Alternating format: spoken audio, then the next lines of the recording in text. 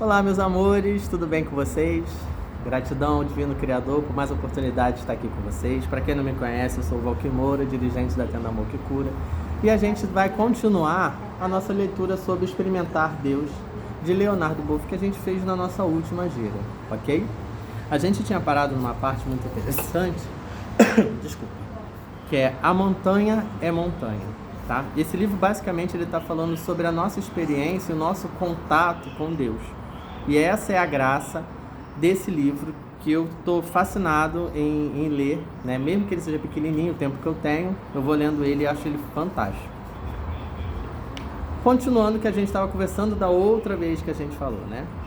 Num primeiro momento da experiência de Deus, sob o impacto do encontro, damos nomes a Deus, chamamo-lo de Senhor, de Pai, de Mãe, de Pedra, de Santo.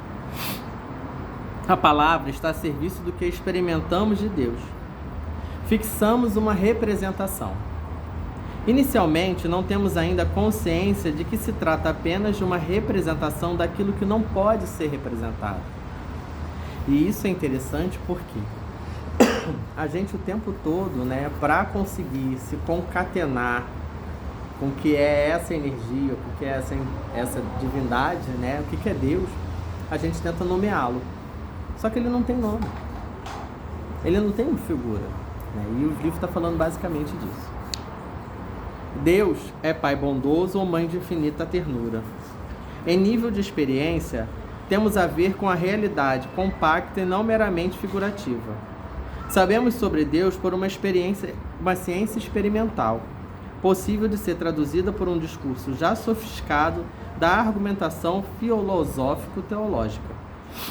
Aqui se elaboram conceitos e uma lógica minuciosa dos meandros do mistério divino e de sua comunicação ao universo e aos seres humanos. Deus é identificado com os conceitos que dele fazemos. Ele habita novos conceitos e novas linguagens. Elaboramos doutrinas sobre Deus e sobre o mundo divino. Doutrinas que se encontram nos vários credos e no catecismo. Com tal procedimento, tentamos encher de sentido último e pleno nossa vida. Deus pode ser encontrado na intimidade do coração. Com eles podemos falar, rezar, cair de joelhos, levar nossos queixumes, esperar sua graça e salvação. A montanha é montanha. Deus, Pai e Mãe de infinita ternura. A montanha não é montanha. Não saber, transcendência e desidentificação. Ou seja, ele primeiro fala, né, que a gente busca uma forma de se identificar com essa energia. E a gente, para acessar essa energia, a gente tenta colocar uma nomenclatura em cima daquilo que a gente tem por base e conhecimento. Algumas filosofias vão chamar de Pai e Mãe Divino, outros vão chamar de Jeová, outros vão chamar de Deus, né?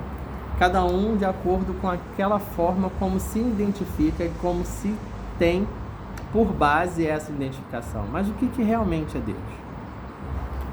Continuamos. No segundo momento da experiência de Deus, damos-nos conta da insuficiência de todas as imagens de Deus. Tudo o que dele dizemos é figurativo e simbólico. Ele está para além de todo nome e desborda de todo conceito. Deus é simplesmente transcendente. Por que ele fala isso? Porque, desculpa, tudo aquilo que a gente tenta identificar para saber o que é Deus, não é Deus. É uma forma com a que a gente tenta se entender dentro dessa energia. Só que ele não está em nenhuma caixinha. Deus não está em nenhuma caixinha. A gente não consegue colocar numa caixinha de identificação essa energia divina. Deus transcende a materialidade, ele está no imaterial. Ele está tanto naquilo que é criado como naquilo que não foi criado, ou incriado, né? Deus ele está fora do tempo. Ele está no passado, ele está no presente, ele está no futuro, mas ele não está em tempo nenhum. Ele é o tempo. Entende?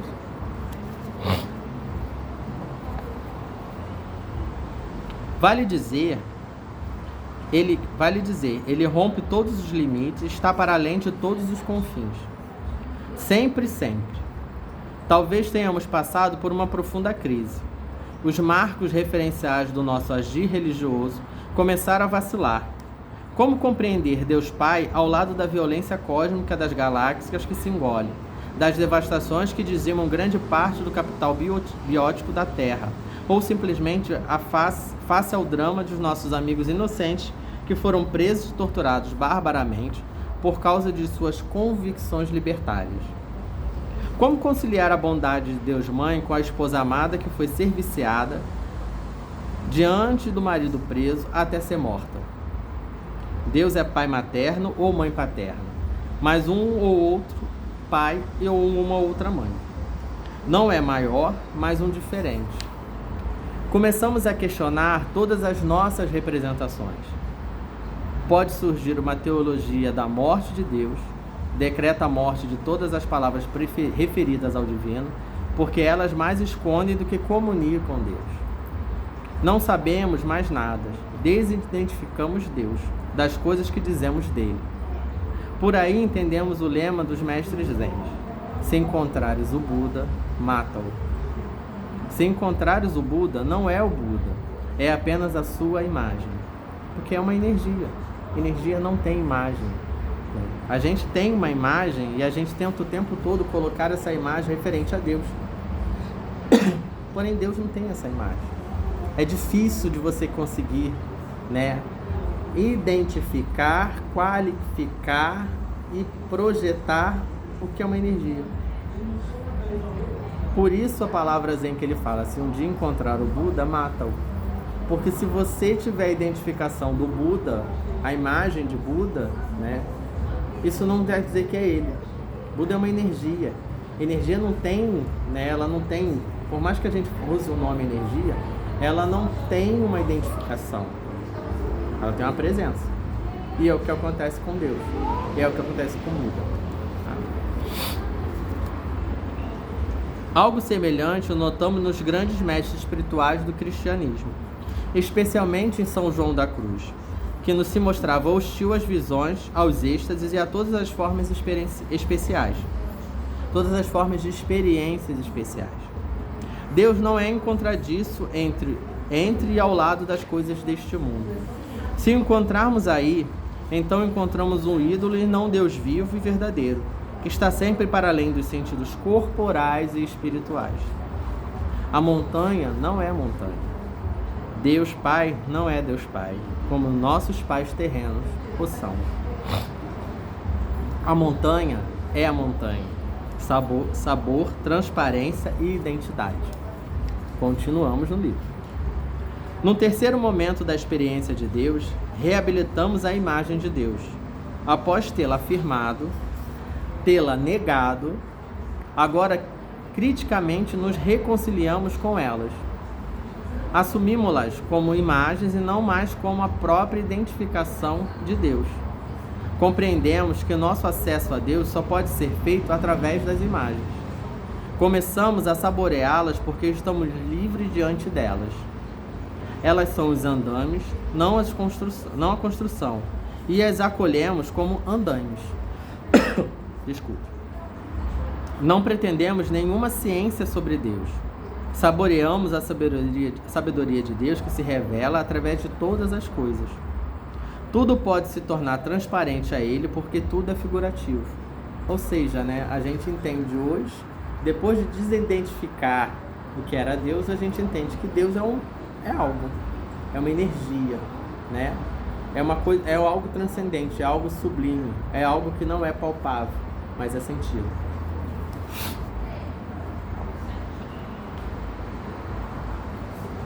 Não pretendemos nenhuma ciência sobre Deus. Saboreamos a sabedoria de Deus que se revela através de todas as coisas. Tudo pode se tornar transparente a Ele, porque tudo é figurativo. Figurativo de quê? De Deus, de sua sabedoria, de seu amor, de sua bondade e de sua misericórdia, etc. Mas isso só é possível se tivermos passado pelo primeiro e segundo momentos, quando não tivermos libertado da simples sabedoria da linguagem. E quando tivermos já passado pela doutrina da cruz, que destrói a ciência dos cientistas, então não nos preocupamos mais com o antropoformismo porque sabemos que tudo que dissermos de Deus é antropomorfo. Mas Deus pode ser antropomorfo, a imagem do homem, porque o homem é teomorfo, a imagem de Deus. Tudo é simples, nada há de se refletir. Basta ver, mas ver em profundidade. Deus, sem se confundir com as coisas, está presente nelas, porque as coisas são, para quem vê em profundidade, transparentes. É a verdade do panteísmo. Por essa palavra queremos dizer, tudo está em Deus, embora nem tudo seja Deus. Bem como Deus está em tudo, embora Deus não seja tudo. Junto com o Criador está a criatura, vinda dele, mas diferente dele. Temos a imagem de Deus, a semelhança de Deus. Temos a porção divina de Deus. Mas Deus está em nós, mas nós não somos Deus. Divino isso, né? Pô, lindo, né? Saber que tudo que existe é Deus, mas nem tudo é Ele, né? Ele está em tudo, mas nem tudo é Ele, né? A gente sabe que a pedra foi criada por Deus, né? Estou falando para os filhos que estão aqui, né? E assistência. Tudo está criado por Deus. A árvore foi criada por Deus, nós fomos criados. As árvores, o universo em si. Tudo está nele, tudo tem a presença dele, tudo tem a energia dele, tudo é a semelhança dele, né? Mas isso não é ele propriamente, é tudo que ele existe. Quem chegou a este terceiro momento não nos deixa nada fora, assume tudo porque tudo é revelação de Deus. Quem é tal? Perguntou certa feita um discípulo ao mestre Zen, e este respondeu: é a mente diária de cada um. Que é a mente diária de cada um? Tornou o discípulo. Ao que o mestre concluiu: quando fatigados, dormimos. Quando temos fome, comemos. Para quem percebe que Deus está em todas as coisas, tudo é manifestação do dom de Deus, do dom que é Deus, da gratitude que é seu amor. Essa simplicidade reconduz todas as coisas, boas e más, para a sua unidade em Deus. A partir disso, Paulo podia admoestar os romanos que oferecessem a vida como hóstia avisa, santa e agradável a Deus, pois nisso consiste o verdadeiro sacrifício. Quem dá, dê com simplicidade. Quem preside, presida com solicitude. Quem pratica a misericórdia, faça-o com alegria. Quer comamos, quer bebamos, quer façamos qualquer coisa, que seja feito tudo para a glória de Deus. Quem experimentou o mistério de Deus, não pergunta mais. Vive simplesmente a transparência de todas as coisas e celebra o advento de Deus em cada situação. A experiência de Deus não se dá apenas neste terceiro momento do sabor. Ela é uma experiência total, inclui o saber, o não saber e o sabor. Importa não fixar-se em nenhum deles. O terceiro momento torna-se novamente o primeiro. Inicia o processo onde os nomes de Deus são afirmados, negados e reassumidos. Todo esse percurso constitui a experiência concreta, dolorosa e gratificante de Deus. Ele se dá e se retrai continuamente. Se revela e se vela em cada momento, porque ele será sempre o mistério e o nosso eterno futuro. Isso é Deus. Capítulo 2, na próxima nossa lida, será Mates e Imagens, Deus aparecerá. Eu estou amando esse livro, trazer essa consciência de Deus, né? Nos gratifica e nos mostra o quanto a gente tem a experienciar essa vida.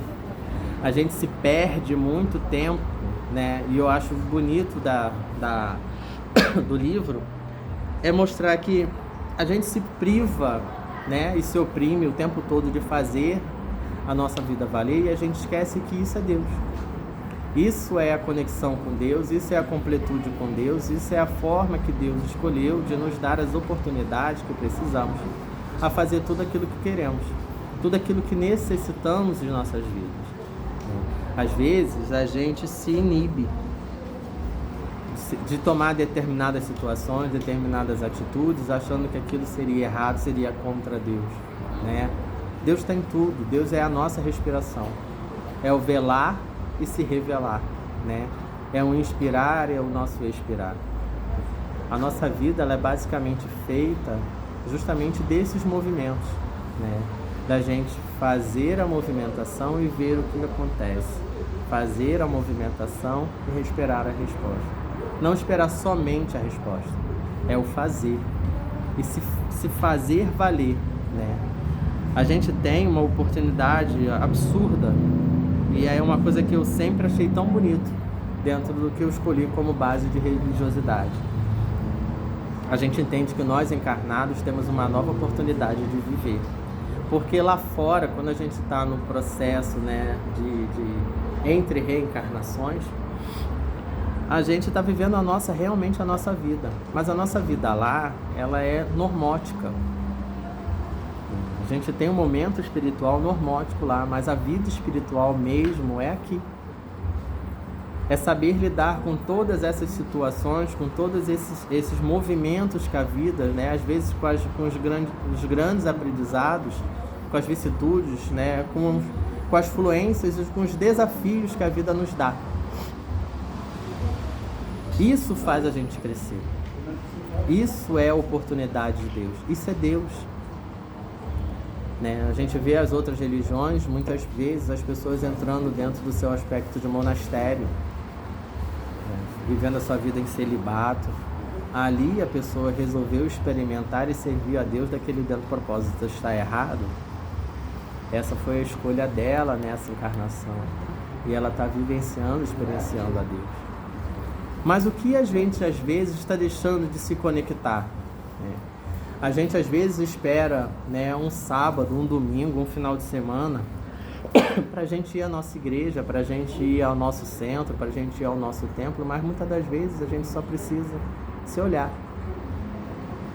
Esquecer que essa conexão não está só ali, não, naquele altar sagrado divino, ela está aqui, ó, aqui dentro. E buscar essa conexão aqui dentro, e buscar essa força divina. Todos nós, dentro do que a gente entende por espiritualidade, você que está assistindo esse vídeo entende isso como espiritualidade, a gente tem o nosso eu superior, que é a nossa porção divina. Então, porque todo dia quando eu acordo, né, eu não me torno essa partícula de Deus, porque Deus é o tudo que está no universo. É a força que está no universo, é a luz que está no universo, é a gente dentro desse universo. E por que a gente não se conecta a essa luz que existe dentro da gente? Porque a gente não faz esse Deus que existe dentro da gente valer todos os dias na nossa vida. Fica aí a reflexão para vocês, tá? Gratidão mais uma vez pela atenção de vocês. Se você gostou, compartilha e curte aí pra gente, tá? Um beijo da tenda aqui, Amor que Cura. Ah, lembrando, se você tem alguém que queira que esteja em oração, nós temos uma caixa de oração e pedimos que vocês coloquem o nome dessa pessoa e a data de nascimento, que eu sempre recolho, né, ou qualquer um aqui da casa recolhe esses nomes e coloca na nossa caixinha de oração para poder ajudar vocês em todos os processos de cura que vocês precisam, tá? Beijinho, tchau, tchau.